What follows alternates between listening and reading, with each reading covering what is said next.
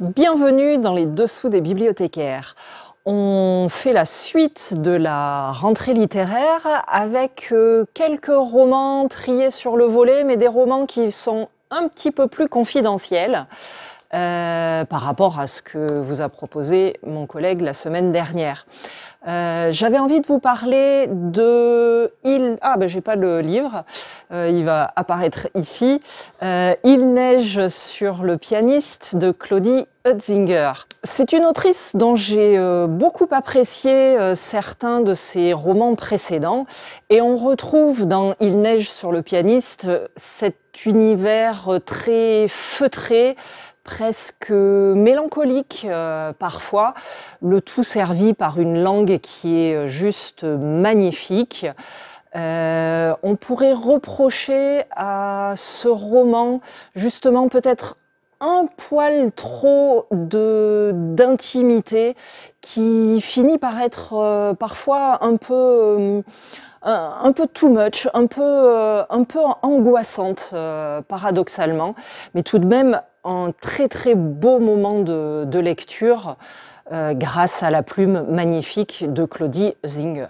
Dans un tout autre style, Jessica seule dans sa chambre de Joy Majdalani. Alors, Joy Majdalani, c'est son deuxième roman, donc c'est toujours, on l'attend toujours un petit peu au tournant. Je pense tout de même que c'est une réussite. Jessica seule dans sa chambre va nous parler des tourments de la jeunesse. On s'appuie beaucoup sur la psychologie des personnages. Elle réussit à nous surprendre tout en dressant un portrait très, très touchant. Chacun va pouvoir se reconnaître, ou pas d'ailleurs, reconnaître peut-être d'autres personnes dans ce roman. C'est pas de la grande littérature, mais elle a une plume qui est vraiment fluide et qui permet d'aller jusqu'au bout du roman presque sans s'en rendre compte. J'ai beaucoup aimé Jessica seule dans sa chambre. Encore un deuxième roman, Maud Ventura, donc avec Célèbre. On avait beaucoup apprécié Mon mari. Vous allez adorer Célèbre. On est centré sur un personnage qui est persuadé dès son enfance qu'elle sera célèbre. Elle va tout faire pour ça. On va découvrir les coulisses de l'industrie musicale, et surtout on va s'attarder très pesamment sur la psychologie de Cléo, notre personnage qui va arriver à devenir célèbre.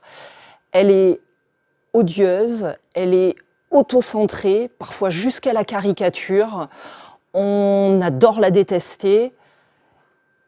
Et à la fin du roman, un petit twist auquel on ne s'attend pas vraiment, qui fait toute la différence. Domaine étranger, la bedondaine des Tanuki d'Inoue Hisashi.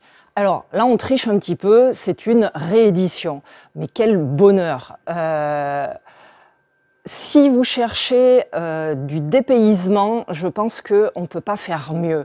On est dans le Japon du 19e siècle. La fille d'un honnête commerçant est terriblement belle. Elle est tellement belle qu'elle est convoitée par le seigneur voisin qui va proposer des avantages à son père en échange de sa fille. Le père, qui est très probe, va évidemment refuser. Et la fille risque d'être enlevée. Bon. Jusque-là, c'est terrible, mais heureusement, elle va être sauvée par les Tanuki. Les Tanuki, ce sont ces animaux du folklore japonais qui passent leur temps à jouer des tours aux humains, parfois juste pour le plaisir, juste pour rigoler, parfois pour les aider. On est un petit peu dans cette situation-là. Alors en fait, chaque chapitre peut presque à lui seul constituer une histoire. Mais évidemment, plus on progresse dans le livre, plus on va progresser dans l'histoire globale. Les tanuki sont également un petit peu magiques. Ils sont en particulier dotés de testicules absolument immenses qui leur servent à tout. On est dans le grivois, mais miraculeusement sans jamais sombrer dans le vulgaire, et c'est vraiment une lecture délicieuse qui va vous emporter très loin dans l'imaginaire. Et pour finir, un roman polonais, Excess de Danieszka Spila, j'espère que j'écorche pas trop son nom. C'est un vrai roman féministe. Il est beaucoup question de puissance dans ce livre, puissance dans tous les sens du terme. Alors au début, on va suivre le parcours d'une femme qui est à la tête de la plus importante société pétrolière du pays, et qui, par malchance, voit sa carrière brutalement interrompue par une vidéo qui est devenue virale sur les réseaux. Cette femme qui adorait détester les militants écologistes qui clairement lui cassaient les pieds et les possibilités de faire de plus en plus de bénéfices, va se retrouver propulsée 400 ans en arrière à la suite de la diffusion de cette vidéo.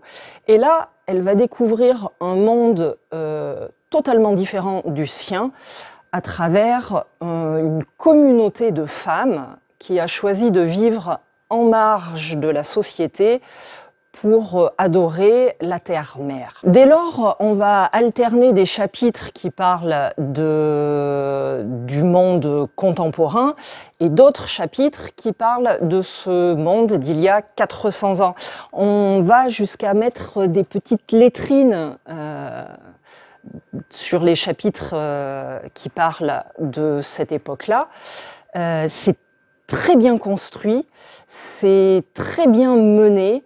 Et on va finir par voir le lien entre les femmes, la nature et la nécessité de déplacer le pouvoir afin de se recentrer aussi sur le monde qui nous héberge.